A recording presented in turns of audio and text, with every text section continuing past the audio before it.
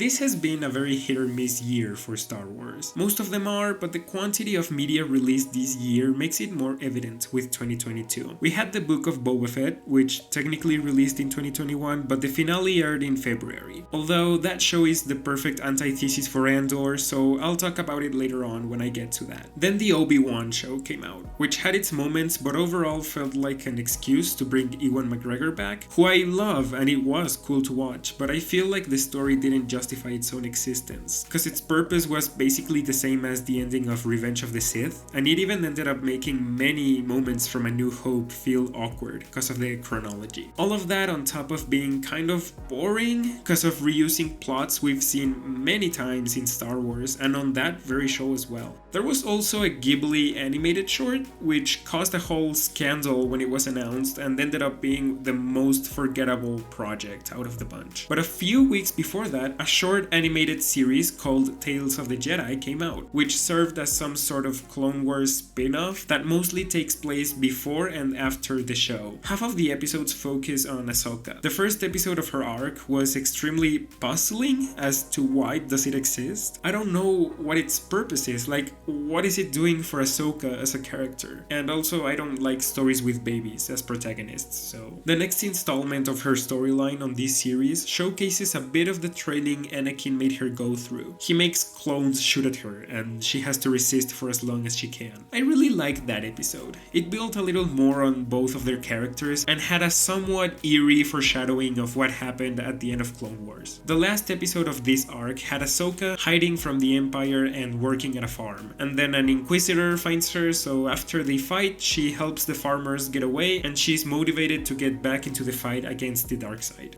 Not very revealing character or plot-wise, but still fun to watch. The other character this show focused on was Count Dooku, when he was still a Jedi and his fall to the dark side. The first two episodes are basically the same, with Dooku going on some mission to resolve some political conflict, followed by him being disgusted at social injustice related to said mission. Only difference is that the first one has a young Qui-Gon Jinn, and the second one pairs him with Mace Windu, ending with him being accepted into the council. In both of them you get a better understanding of what kind of ideals Dooku had, and for the third act and the last episode you also get a pretty effective emotional beat once Qui-Gon dies, which is the last straw that makes Dooku completely turn to the dark side in a pretty grim last act where he mercilessly kills Yaddle, that background character from the Phantom Menace. By the way, the music on this episode was unexpectedly impactful. I was just chilling when all of a sudden this atmospheric synthwave score starts playing at a crucial moment in the episode, and it really made that scene hit way harder. And also, the soundtrack that accompanies the duel between Dooku and Yaddle was nothing short of chilling. Honestly, those three episodes make me care for Dooku way more as a character. I think it retroactively evolves his character from "ooh, I'm the main baddie, I love being evil" to a more three-dimensional character. So, in general, Tales of the Jedi is a fun return to the usual but excellent Clone Wars character writing, although I wish it would have focused on some other character rather than Ahsoka, since she is already a pretty well-rounded character. Maybe some other of the more background fan favorites like Kit Fisto or Plo Koon. Then the last Star Wars project to come out this year was Andor, and let me tell you, my hopes for this show were basically on the floor. The Obi-Wan show and especially the Book of Boba Fett were so wimpy. Their episodes never ended with me wanting more. In the case of Obi-Wan, we always knew how it was gonna play out. The only impact it has is Obi-Wan regaining his faith on the Force, but you don't need 6 50-ish minute episodes to understand how this happened. A 2-hour movie would have easily done the trick. And what can I even say about the Boba Fett show? Let's be honest for a second and agree that Boba Fett was never a character in the movies. He was an obstacle exclusively during from The Empire Strikes Back that happened to have a super cool design. The Clone Wars show redeems many writing issues the movies had, but Boba's personality is not one of them. He's pretty one-dimensional on that as well. And when you see him here suddenly claiming to have a code of honor and wanting to lead the Tatooine commercial system under a respectful environment where everyone gets along is phony, ridiculous, cliche, dumb, lazy, simplistic, and most importantly, boring. And that goes for the plot in general as well. I mean, we spend half an episode or more focused on Boba giving speeder bikes to a group of Tusken riders and teaching them how to ride them, and that's just a flashback. There are some cool action scenes here and there, but it also has its fair share of awkward choreographies. And you know, this show is well aware of that. Why else then would they completely abandon their titular protagonist to focus on a totally different character for 1.5 episodes? Seeing the title card during those was laughable. I'll be fair to this show and note that it has its moments as well. Seeing Cad Bane was f***ing awesome, honestly, and the episodes where only the Mandalorian appears were actually fun. That's probably because he's just a better character in every single way and he's actually interesting and has something to do. So anyways, remember how I said the Book of Boba Fett was the perfect antithesis to Andor?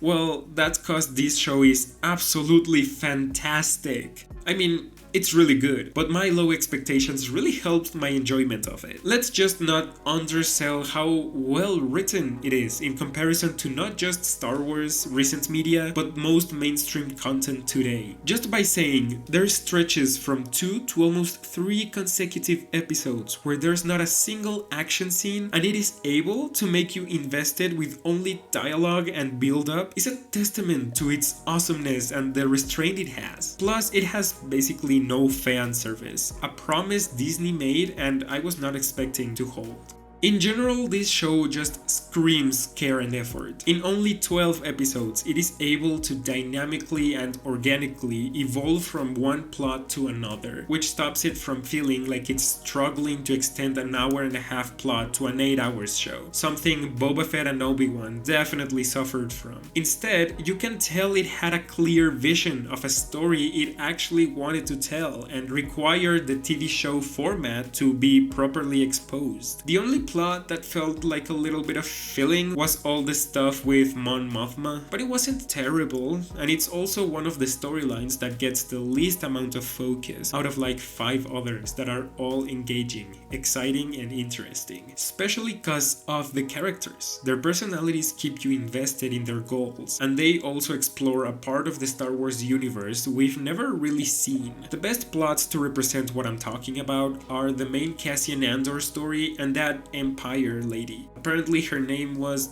Dedra Miro. Let's start with her. Classic underdog working her way up the chain of command through sheer tenacity and hard work. It is so fun to see this applied to a villain, who also isn't an immediate harm threat for the main character. She's just analyzing data, convinced that a rebellious group is starting to form, and planning organized attacks directed to the Empire. So her threat is a little more passive, until the end where she gets more physically involved. What an effective way to utilize that trope, while also showing more of the inner Empire procedures, and at a more superficial level, the production design on this show is top notch, way better than anything else from this Disney Star Wars era, and the prequels as well. Maybe it's my love for brutalism architecture. It's so cold and dystopian, and it just shouts disregard for the human rights. Ugh, I love it! But it's not only Coruscant that looks awesome. Every set is very distinct and has a style of its own in a way where you truly feel like each scene happens at a different planet, not like the same set but with different decorations. Yeah, I mean,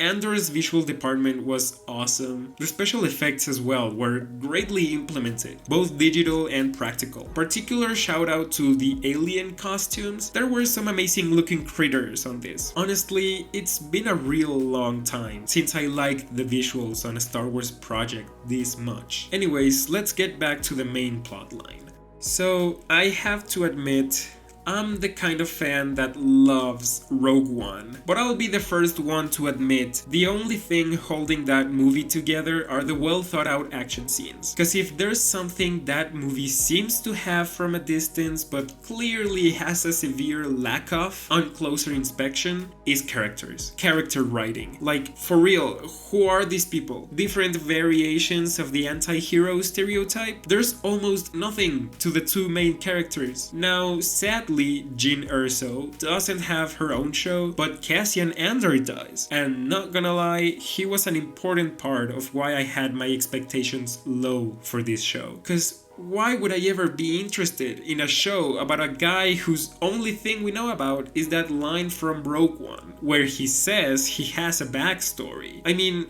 I believe that was the exact line. Remember that scene?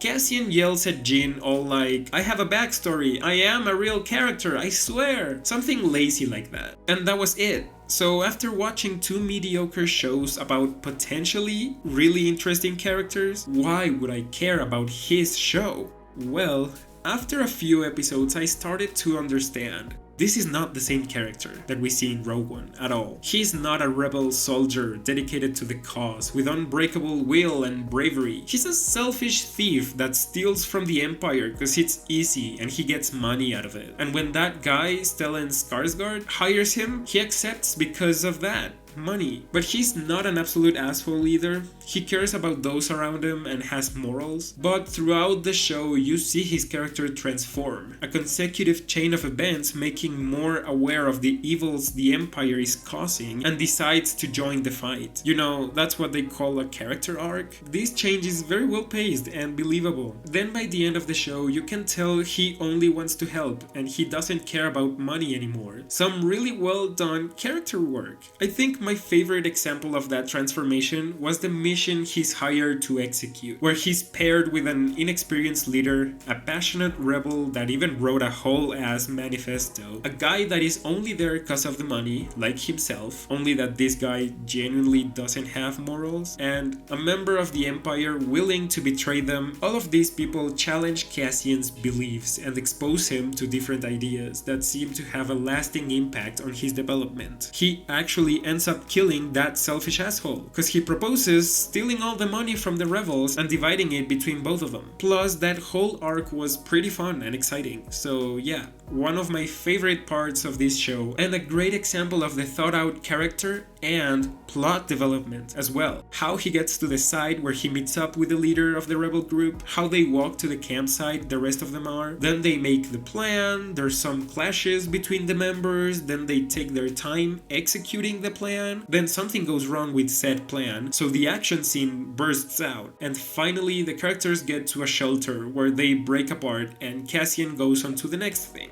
You know what this proves about the show as a whole? It has the patience to very methodically plan out and execute a scene with a clear layout of a vision that utilizes its runtime wisely to take you from one thing to another. It's not rushed, it's not stretched out, and it's not desperately going in circles, throwing random shit at the screen in hopes that you feel like the story is progressing. Like so much of today's mainstream media. I am so surprised something like this came out of not only Disney, but from a Star Wars spin-off show from a spin-off movie. Talking about Star Wars as a whole, I really liked how they treated the Empire on this. Not only did they take them seriously and each important character felt like a real person, but they didn't make clowns out of them and shoved stupid jokes about stormtroopers in it. They felt like a genuine threat for the first time in a long time. And also, I would like to comment on a little bit of the lore contained on this show. Nothing too dark or nerdy, it's just that this has made a great favor, I think, to the rest of the saga in terms of why is the Empire bad? Like, what do they do? In the original trilogy, and honestly always, the Empire has been a pretty cartoony villain. I mean, what do they do exactly? Sure, they may have destroyed a whole ass planet, but they don't do that constantly. The first movie, which of course at the time was intended to be the only one, was completely driven by the Death Star and the rebels having to destroy it. So they don't do more to explain what they do as an empire. because, you know, that's a type of government. And if there's a paramilitary force rising, then there has to be something more to it than just they're evil. So here, for the first time, we see how they occupy Pacific planets in hopes to drown their culture and identity, to then take advantage of them, constantly harassing their population and having a purposely flawed juridical system to permanently slave them as prisoners and force them to work building all their stuff. I, for the first time, as a Star Wars fan, understand why the Empire must be stopped, besides them being the bad guys. By the way, I'm sure this has been done before in books or comics, and even though I do like to get into the deep lore, I'll come out here and say that does not affect my appreciation of the movies and shows at all. Cause one, none of that is ever evident, even after learning about it. And two, the movies and shows have more than once gone against lore established in that extended media, because no one but die-hard fans, aka balding man-childs, give a shit about them. So there, I might have offended 80% of the people interested enough to click on this video, but you know, I love Star Wars, so I'll speak my truth about it. On another note, I love seeing Andy Serkis on this. I did feel very intrigued by what lore implications this could bring, taking in account he was Snoke in the sequel trilogy, but most importantly, I just love everything he does. He's such a good performer, and seeing him in the flesh without any idea he would show up was pretty crazy. So, to wrap it up, I'll just quickly comment on that third act. All of the different plot lines converging and affecting each other after a great build-up was just amazing. That old lady inspires the whole town to rise against the Empire, and that, combined with Cassian's actions, leads to Stellan Skarsgård's character to rethink how he views building a rebellion. And he came there just to kill Cassian, so even he gets his little well-written arc.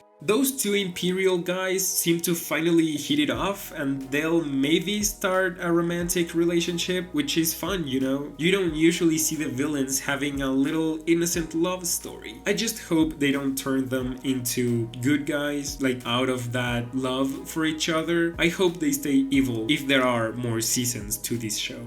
Plus, the whole action scene was pretty exciting and impactful, with a bomb thrown in a literal terrorist attack and civilians getting shot. The important thing here is that it was a really satisfying climax and ending. I'm left craving for more, and I really hope two things come out of this show: a second season and more products like this that are actually planned out by people who actually want to make them and aren't constantly searching the approval of the general audience. May I repeat, this show had really long stretches without a single action scene. That was a risk, and it decided to not have any fan service and rather focus on the story making sense. That was a big risk, and we need that. Maybe one day studios will be brave and comfortable with taking risks enough to come up with a totally original idea. A new name that doesn't depend on a recognizable brand, and I think that would be just great.